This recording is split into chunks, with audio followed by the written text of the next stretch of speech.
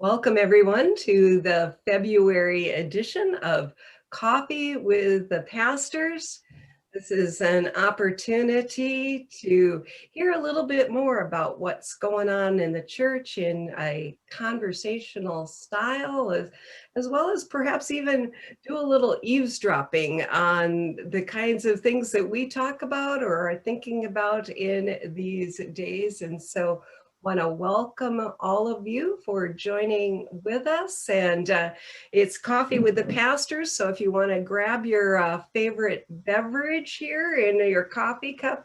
Yeah, Kevin, I saw that look. You know, we welcome all beverages. Tea, you know, I happen to be drinking water right now. So decaf, regular, whatever. But I've got coffee in there. you got coffee. All right. I've So got my Augustana College mug for all of our Augie grads, and maybe especially for our South Dakota State grads. You know. Just wanted to point that out. Sorry, didn't mean to break the flow there. poking at some of the church members already here in this conversation. Yeah, yeah. Oh, well, I am mindful that beyond coffee or whatever, that we are premiering this on Fat Tuesday. So wondering if you have any plans for celebrating Mardi Gras. We don't. I mean, that's not been something we've done, except for I was looking at one of our cookbooks from Zingerman's in Ann Arbor, and they had a recipe for paczkis, kind of that Polish donut that you have right before Lent. So I was thinking maybe some filled donuts today. I don't know. We'll see. Yeah. Oh. I will probably eat as much as I always do, which is, definitely along the lines of Fat Tuesday.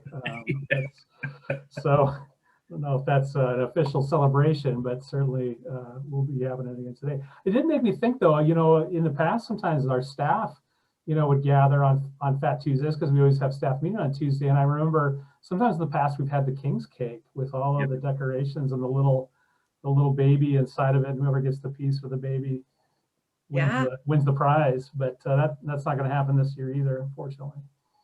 I don't think so. Remember the year that the youth made all of those? Yeah. Yeah.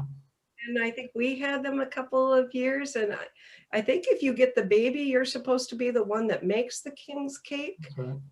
I don't know who ended up with a baby and, didn't keep the tradition going, but. Maybe it was me. I did win it one year and I don't think I ever made one. So maybe it's my fault. We're not doing it anymore. Wow. Man, I gotta go think about that now. I want my cake. Now.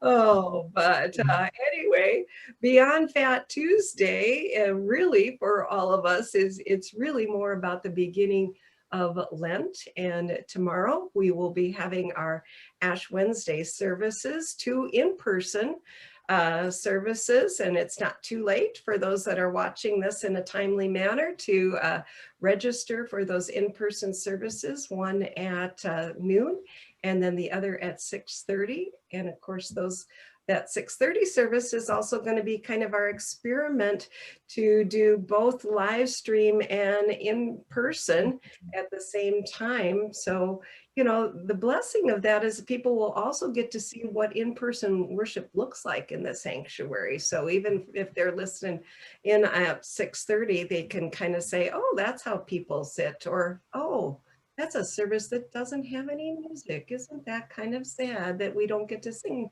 those congregational hymns like we do at 9:30 on Sundays? So so we'll be kicking off Lent, and our theme, of course, this year is listening, which I think is such a timely theme, listening to ourselves, listening to God, listening to others. I was just looking over that nice devotional that we have that's still available either in print or as a PDF or email, and just all the things that it's talking about in terms of the importance of listening in this time. So I think a lot of different facets are going to come together, and we sure have a lot of different programming that is offered. So I'm hoping that folks will go to the website or read the e-news or take a look at all of the materials that are coming to them in a different way to think about engaging in it. And I've been hearing this words next steps too, like all of these different people that are listening to us online or getting information, it's like that's enough, but maybe you want to take a next step and try another thing. And so I think Lent is a perfect opportunity to take a next step into joining a discussion group or doing the daily devotional or whatever. So anything else I should say about Lent this year from either one of you? I think there's just some great offerings for exactly that, talking about taking next steps. It's, people are looking ahead. I think there's a lot of different emotions and feelings about, engagement. And, it's been good to be engaged with a lot of people virtually or by radio in worship. I think there's a lot of people hungering for that next step. There are new people joining us that probably are ready, but maybe not sure. And I just think that this season does provide some great opportunities for people to do that. So I would just echo that totally and encourage people to check out those offerings. If you're a member at Trinity, you should be getting some stuff in the mail that has that, but certainly online is something that's accessible to anybody and everybody. And just for people to know those offerings are for everybody and anybody, not just Trinity members. We really, our doors are wide open right now. So, well, I think that was the old tradition around giving up something for Lent, is that giving up was always supposed to be more of a faith growth, a trust in God kind of a thing. And instead of giving up, maybe taking on something for those 6 weeks to, like you said, to try something, to try it out. I think, there's going to be some great opportunities to investigate some different faith practices coming up during Lent. And that may be something that people want to try and say, I can do that for the 6 weeks of Lent and see how it fits. And if it does, awesome. If it doesn't, we'll look for something else. Yeah. Right. Yeah. And it's worship opportunities, it's discussion groups, but it's also, we're doing these listening lessons where we've got a different spiritual discipline. And it's, not that you have to find the one spiritual discipline that fits for you for all times, but kind of a sampler of saying, oh, centering prayer, that's something I could try. Or Lectio, oh, I've heard about that, but what is that? And so, lots of things that, hopefully will last long beyond Lent for folks to be able to kind of think about and see if that fits for them this time. So, well, I appreciated what you had to say too, Dan. Gosh, 2020 was not the year that we thought it would be. And here we are, second month of 2021, and still kind of not the year that we thought it was going to be. And for Trinity especially, this is a celebration here with our 150th anniversary and all of the excitement and the anticipation that we've been building to for years. Here we are, 2021, and who would have imagined that this would be what we would be doing in February? It's not an ideal time to be celebrating an anniversary. So many of the things that we think about when we celebrate a church anniversary involve people coming together, and sometimes people from faraway places coming together, and all of those things are much, much harder right now to do. So it has been less than ideal, but we are still continuing to make plans, and we have some really neat things on the docket, some things that are kind of waiting to see how the year unfolds, and I'd love to share kind of where we're at with that for people, if that's all right. Yeah. Oh, don't tell me you're showing us up again with a fancy PowerPoint now, Well, it's always better with pictures, right? So you're so good. That's great. Yeah. So I really want to commend the anniversary team. They did start, you mentioned for several years now, not only we've been talking about the anniversary for at least 5 or 6 years, as we talked about the building renovations that were completed, we really intentionally thought about those in terms of this milestone in our congregation's life as a time that we're looking back, but also a time that we're thinking about the future and where God is calling us in the years to come. And so we have been talking about this culminating year for a long time in some different forms. The anniversary team that's specifically working on the anniversary has been meeting for, boy, at least 1.5 years now, maybe longer. And it was unfortunate. We got to, last spring and really had the calendar pretty well laid out, and then COVID happened. And a lot of it had to be thought about again differently. So I want to kind of revisit that today and kind of give people a heads up of what they're going to be hearing in the next couple of months about some things that we were pretty confident are going to happen at this point, and then some things that are still in the works. So just to recap, really our anniversary year kicked off in September with our building dedication weekend car cruise. And if you remember, we had about 200 people that came through on a windy Sunday afternoon to do something on campus to celebrate our building dedication, because at that point, it was just really difficult to think about how to get people in the building. And so we did virtual tours, and we had stations set up around the parking lot. It was kind of a nice kickoff to our anniversary year. A couple of go ahead. It was so much fun to see people, and yeah, all this separation, just exciting to get to do that. Yeah, nice way to kick it off in these strange times. Yeah, it really was. And it was even already then, it was so great to see faces of people that we hadn't seen in so long. We hadn't done much in-person worship. We got to a little bit of that later on in September and October. But this was one of the really first big gatherings of any type that we had since COVID started. And so a nice thing to do. As we look ahead to this coming year, there are a couple of things that we're pretty confident about, at least at this point, that we're planning on doing. And the first of those is the pictorial directory. Again, those that are pretty plugged in at Trinity know that we had this on the schedule for this past year. We had to postpone it, and then the company Life Touch that we were contracted with actually ceased to exist right about Thanksgiving. And so we've really had to rethink this and not only say when's the right time for us to revisit this from a safety standpoint, a time when people are going to be comfortable coming and getting their pictures taken, at least the majority of folks, and then who's going to do it. And so we've had kind of a subgroup working on that, and we think we found a company that's going to serve us really well. We are planning on beginning pictures in the late spring of this year. And so you'll be hearing more about this very soon as we start to get people signed up again, talk about the safety procedures around COVID, and then also working with those who maybe aren't going to be comfortable coming and getting their picture taken. How can they still be included in the directory? So more on that to come here pretty soon, but just to make people aware, we are planning at this point of doing a directory here the early part of this year, so we can hopefully have it ready to go by later this year when we get to the culmination.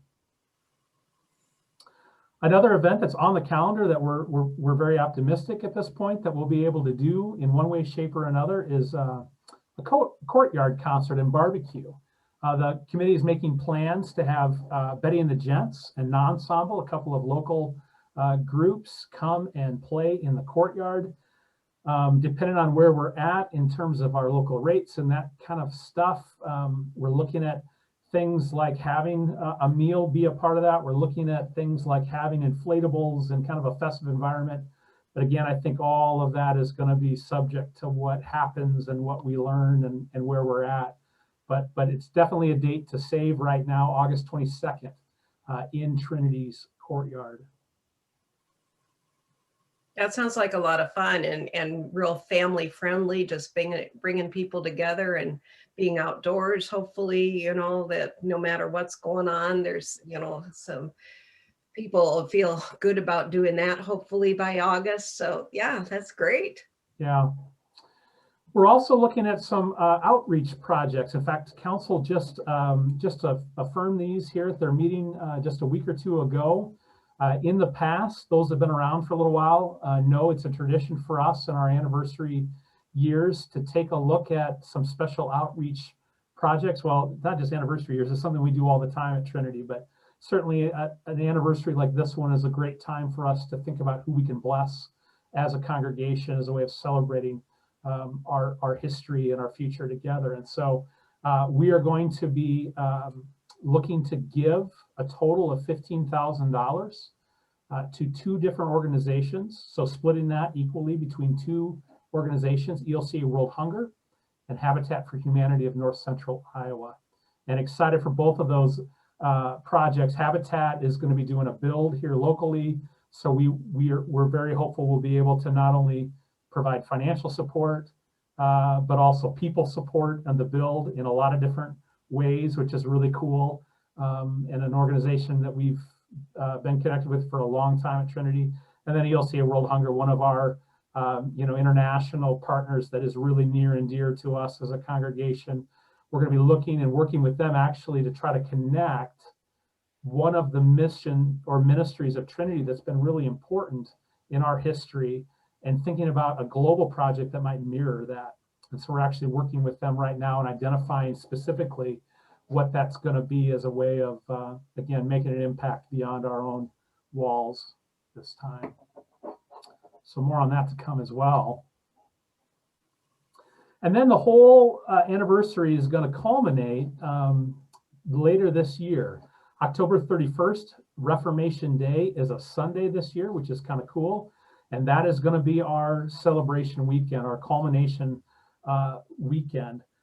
Right now, for a number of different reasons, one of being that we have this beautifully renovated building, we are planning on doing this at Trinity. And in the past, you know, for some of the big ones, 125th, 140th, we've gone off-site and done kind of Trinity under one roof. Now the places this year we thought, no, even if we need to do multiple services, we want to do it at Trinity. That just seemed to make sense to our planning team, given all that's happened. So definitely a date to save. And again, as we get a little bit closer and become a little bit clearer in terms of what kinds of activities we can do, receptions, those sort of things, we'll have more information about that. But right now, for sure, in worship that weekend, we're gonna culminate the anniversary celebration on that October 30th, 31st weekend. Sounds like fun. Mhm. Even without treating. What's that? And with trick or treating or not trick or treating on the 31st. You know, I don't know. It hasn't been a part of the conversation, but I think, you know, if we've learned anything this year, we're open to all possibilities. I will say this, we're going to make an effort to try to extend some invitations to former staff, former pastors. Again, it's going to be a little bit different than what we've done in the past on that, but definitely a time that if you have people that you know that would appreciate being a part of that celebration that aren't in the area, to spread that word. Because I do think every church anniversary is an opportunity for kind of a homecoming weekend, right? And not just staff or people that are employed, but former members, family members, friends. And I would anticipate fully that we'll continue to be live streaming. That's going to be a part of our life, I think, at Trinity forever and ever. And so even if people aren't able to come, just to know that that's a weekend where they may want to tune into worship if they've got connections with Trinity. Yeah, that's one of my fond memories of the 135th and the 140th that I was a part of, is just the number of people that I met at those events that had come from all over just to celebrate, and how much even greater 150th could be. So yeah, that's great. Totally. Yeah, so a couple other things just to kind of make you aware again. We're going to be doing monthly video packages beginning in May that are really going to look at our core values, our 5 core values, and how they have been a part of our life in the past and how they are now and how we hope they are will continue to be in the future. So just simple little packages that kind of celebrate different parts of Trinity's life and mission through the years. If Band Festival happens, there are just plans of trying to put a float together for that, but that'll be contingent on what happens with Band Festival in May. There are some other events that were originally on the docket that have had to be postponed. Events for youth, for women, for seniors. Those are continuing to be talked about. And again, there'll be more information as we're figuring out when and how those things can happen. And then finally, one last cool piece for that October 30th, 31st weekend, we are commissioning a piece of music from an Iowa composer, especially for that weekend. And so that's a really exciting thing. Not something I think that we've done at Trinity, at least for a very long time. But again, the planning team and council felt what a worthy celebration to have something special like that. And so we're working on that and eager to be able to share that with everyone too, as a part of worship that weekend. So that's kind of what we have planned on the anniversary. Lots of stuff, even with the limitation that we have, but just knowing what a great opportunity it really is for us to not only celebrate the past, but as we've been talking about for several years, to think about God's future for Trinity. What an important time for us to think about that, especially now. So in some ways, it's a tough time to celebrate an anniversary. In some ways, it's the perfect time to do this work.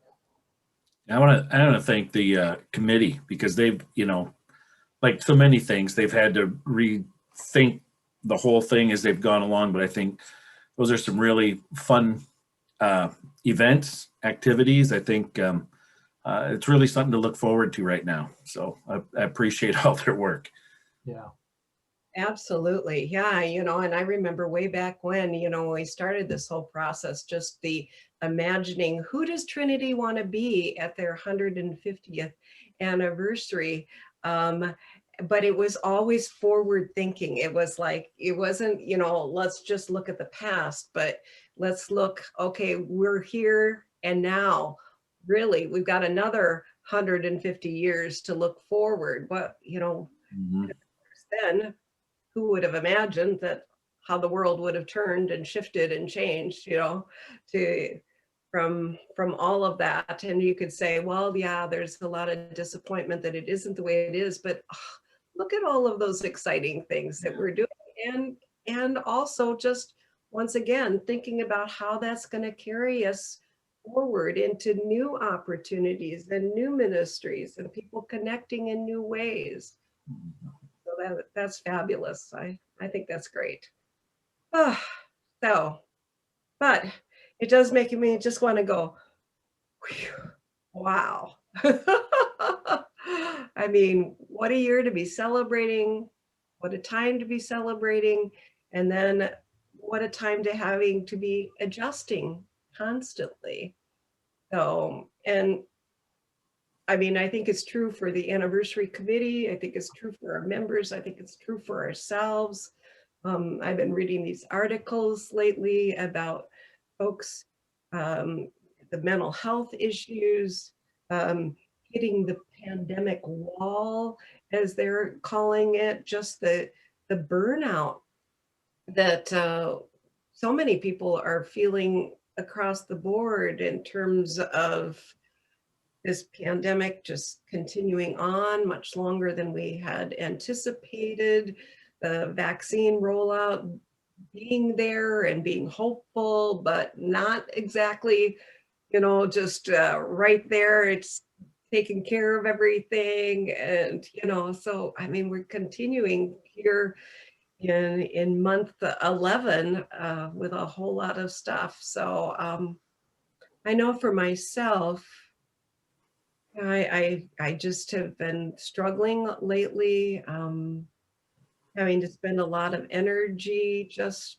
trying to keep myself going in this time, from wanting to curl up in a little ball and cry to, because that's my go-to, numbing, which is the Hallmark Channel, my other go-to.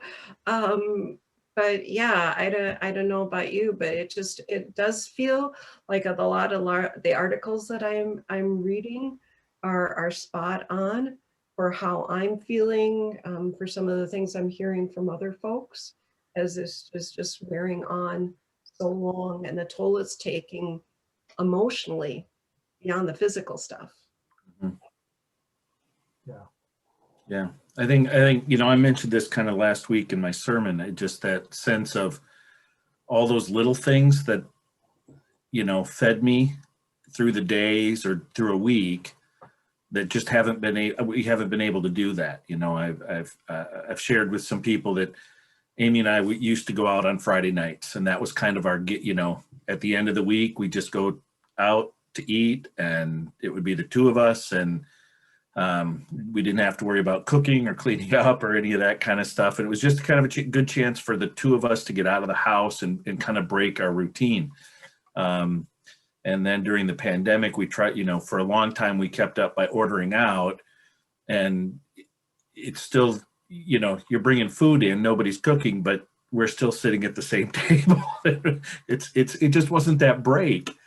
And so little things like that had just kind of kept me fed for the whole time haven't been there. And as I said, I just kind of feel like I'm running much closer to empty more of the time now than ever before. And as it has been pointed out to me, you know, I'm a little quicker to get angry, a little quicker to lose my patience. But admittedly, the person who made that comment said, I'm probably a little more sensitive to it right now too. So, you know, that there's that stress in relationships as well, is that we're all just a little more sensitive because we're running that close to empty, and it can make relationships that used to be, you know, that are really solid, just feel precarious. Yeah, I don't know about you, but I mean, it's almost like we tell ourselves, you know, some of these changes aren't that big of a deal. And sometimes that helps us get through, right? That helps us kind of endure.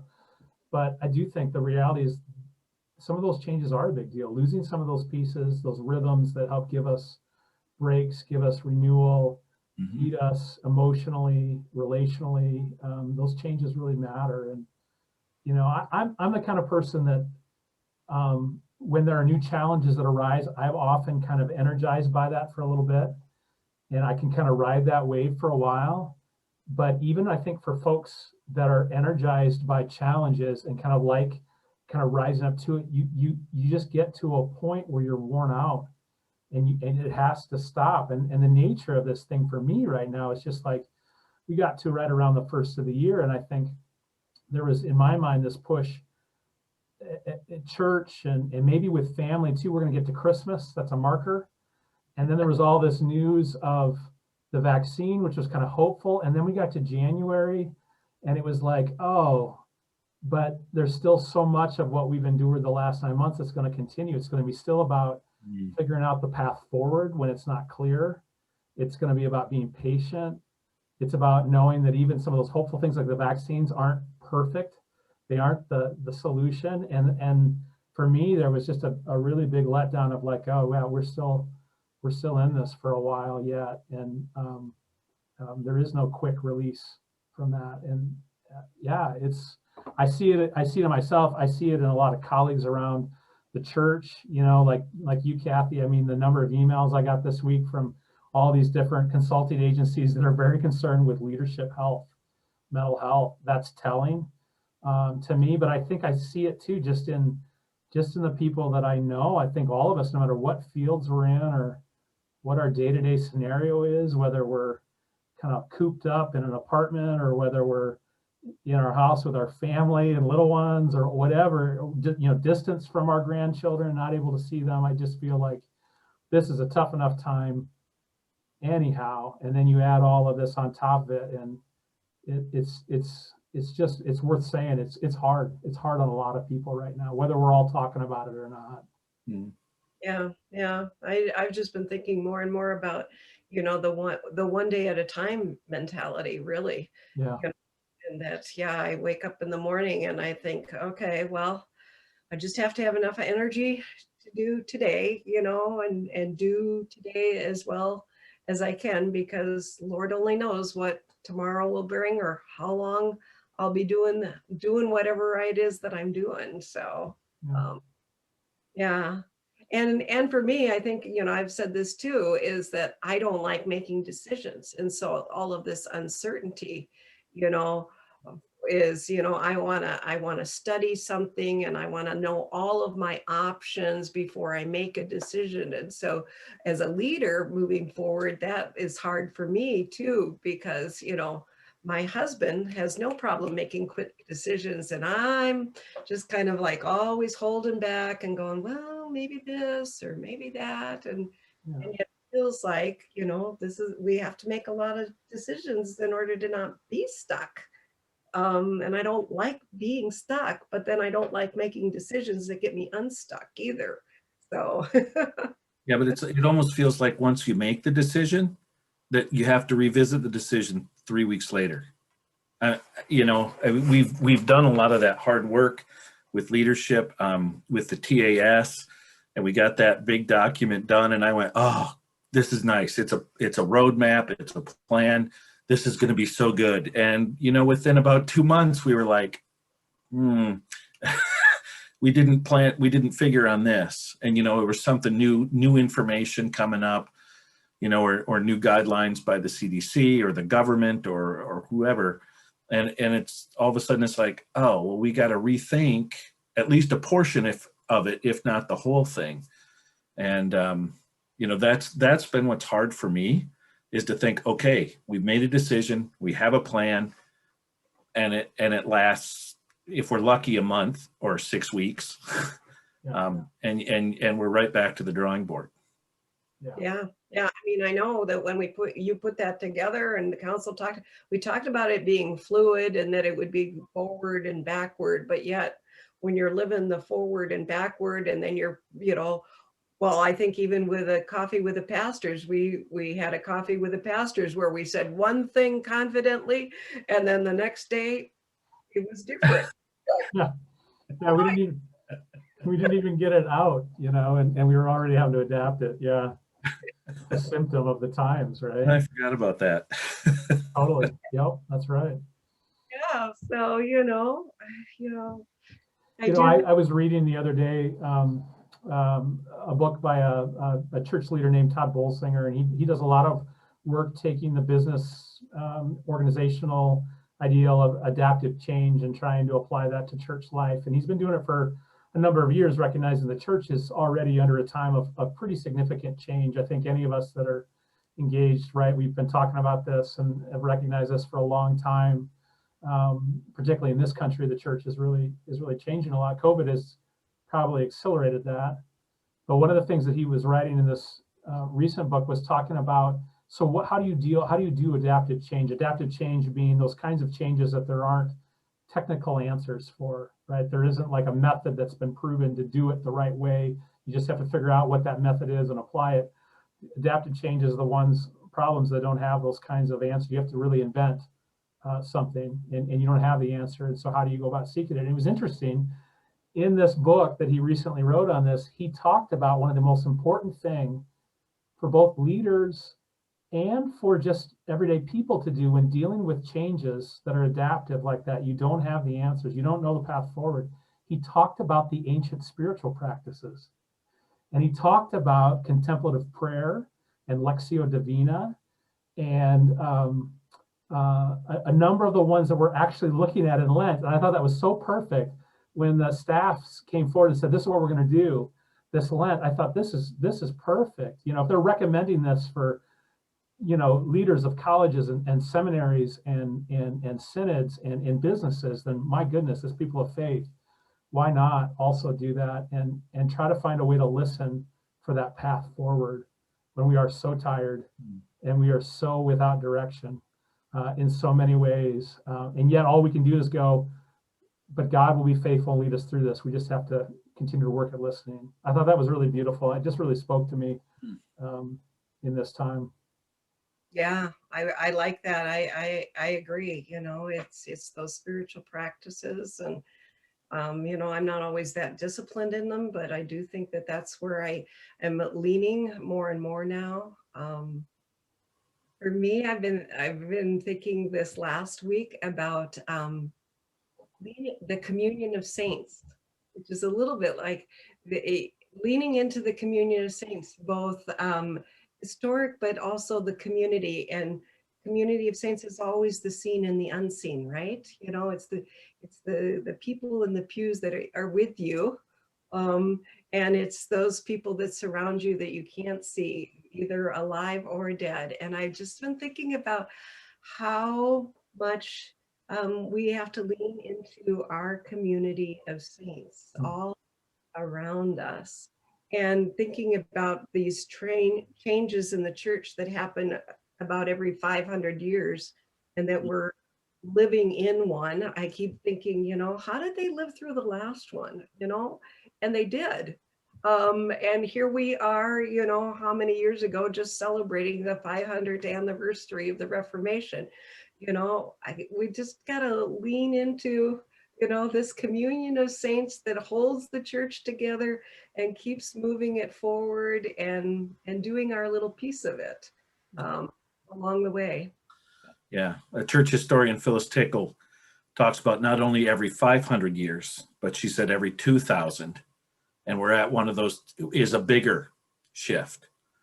And she kind of made the case that I've really carried in the back of my mind for a long time now about, oh, we're in one of the bigger shifts. But within that bigger shift, yep, things are going to look different for us going forward.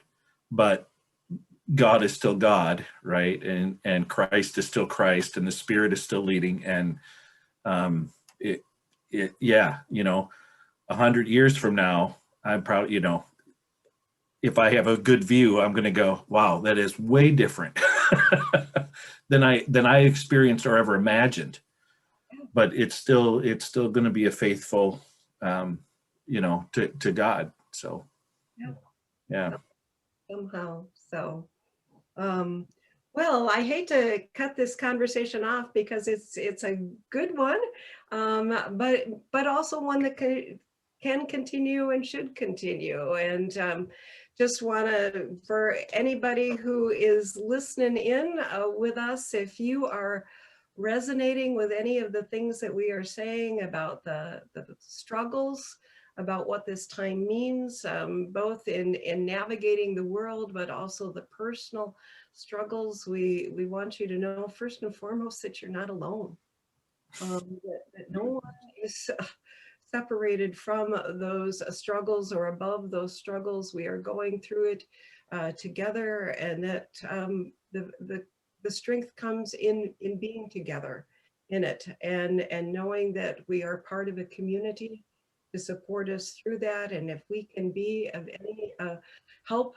in that journey with you, we want you to know that we're here for you. But most of all, we all lean into that steadfast faithfulness of God for us through it all, wherever God is leading us into the future. So blessings to everybody joining us. Any final words? I do want to thank you, Pastor Deanne and Pastor Kevin, because you're part of my community of saints for sure. I can't imagine going through this time without the two of you as colleagues and our staff and our church leadership. So I truly, in the midst of this challenging time, feel blessed by the community that supports me in so many ways. So thank you for who you are, and for being.